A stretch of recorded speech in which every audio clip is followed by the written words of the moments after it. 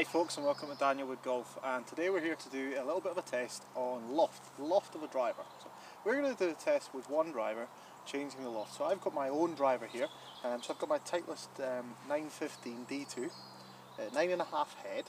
I'm going to do some testing here. We've got ES14 launch monitor set up here, and we're going to hit 5 golf balls with the driver set on D1, which is 8.75 degrees of loft.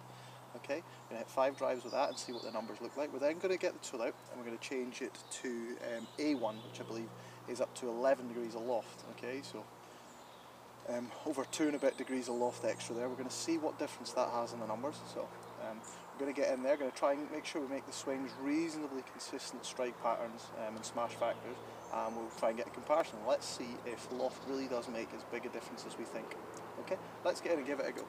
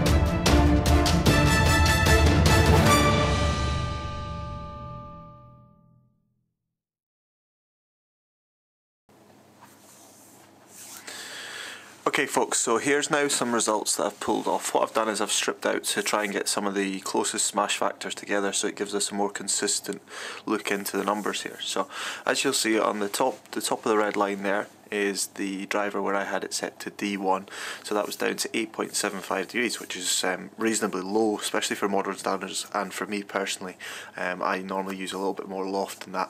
So what did the figures say? So we can see there that the launch was constantly there. We've got 10, 11, a 12 there, so that's quite low for me. We see that's really quite a low launch angle. Yes, it's a little bit more, I'm delivering more dynamic loft than what the driver says, but it's still relatively low, so it was a very flat ball flight for me. We can see the carry distance was really down there a lot on the left hand side. The carry distance is very poor for what I'd be looking for. The ball just didn't stay in the air long enough. However, the total distance was reasonably good, because that golf ball was coming out very flat with a lot of kick and a lot of release on the golf ball. Okay, so maybe good if you're playing a wide open course with lots of run and linksy, but if you're trying to carry obstacles and maybe playing some dogleg holes, you don't really want that ball shooting across there. Okay, as we drop down now, we change to the A4 setting, so that's now up to 11 degrees. Me personally, I like the look of a bit more loft on the driver, so that makes me feel more comfortable. We can see already the launch angles have jumped up 2 to 2.5 degrees a lot of the time, so that's great. I like to see the ball a lot higher in the air. Consequently, the carry distance was the big change. Okay, you can see the carry distance numbers are significantly higher, so the ball is spending longer in the air because of that launch. Okay, it's then coming down and not going miles further total distance, simply because it's not got that low chasing flight. However, it's in the air longer. Okay, so a little bit of a comparison. I'm just going to flip the screen for you there. Okay, and now you can see a proper comparison of the averages there. So the 8.75 degree driver gave me an average of 11.5 degree launch, a little bit too low for me. Average carry was 254, again very much a lot lower than what I'm expecting. The total distance was 285, which is not a million miles away, but that's simply because it's the release it's getting, it's not carrying there. Okay, then at the bottom there you can see I've changed it to 11 degrees. I've gotten a launch of 14.7, so 2.2 degrees higher. It's carrying an average of 273, so again there that's over 20 yards basically, 19 yards is it, difference there, and again a little bit more total distance as well. But more importantly for me, the golf ball was a lot more under control throughout those shots, which made me a lot happier with that. Okay folks, so I hope you enjoyed the little video there and a little bit of an insight into how Loft can really affect a driver. So one driver can really perform in different ways, and I think that test really shows that those two extra degrees of loft offer me a little bit of extra gain.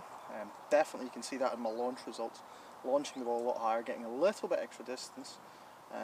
Smash factor very, very similar. I'm getting a little bit more speed, possibly because of the way it's got more loft, it gives me more speed.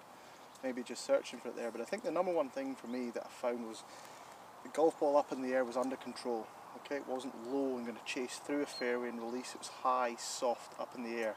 You know, carrying there sort of 292 total there, carrying about 270. So that's me with my driver screwed up to 11 degrees. It's offered me a little bit more yardage gain, but a lot more stable and better ball flight that's not going to release into trouble or reach a bunker or reach a hazard. So, has your driver got adjustability? Why not try it out? See what's the best loft for you.